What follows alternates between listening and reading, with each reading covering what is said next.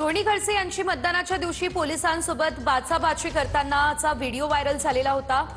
मुक्ताईनगरमध्ये पवारांच्या राष्ट्रवादीचे एकही उमेदवार नसताना रोहिणी खडसे पोलिसांसोबत बाचाबाची करताना या व्हिडिओमध्ये दिसतात।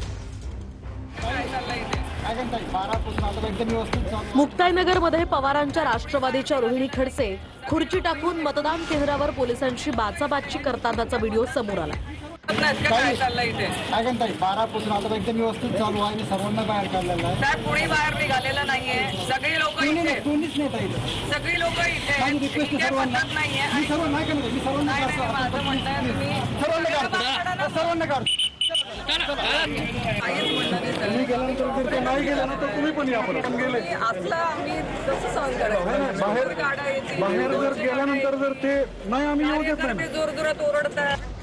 विशेषतः पवारांच्या राष्ट्रवादीचा एकही उमेदवार या ठिकाणी निवडणुकीच्या रिंगणात नव्हता।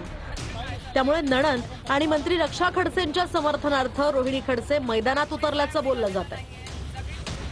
तर दुसरीकडे मुक्ताईनगरचे आमदार चंद्रकांत पाटील आणि एकनाथ खडसेंमध्ये पुन्हा जुंपल्याचं दिसून आलंय।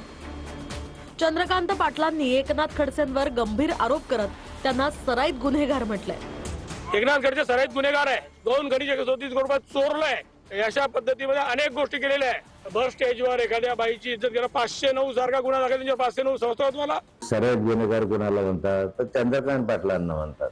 त्यांच्यावर 307चे गुन्हे दाखल होते, नंतर त्यांना तडीपारीची नोटीस तयार होती, ह्यांना म्हणतात सराईत गुन्हेगार।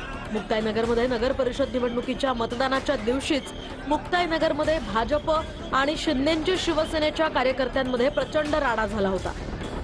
केंद्रीय राज्यमंत्री रक्षा खडसेंनी मुक्ताईनगर पोलीस स्टेशनमध्ये जात भाजपच्या कार्यकर्त्याला मारहाण झाल्याचा दावाही केला होता।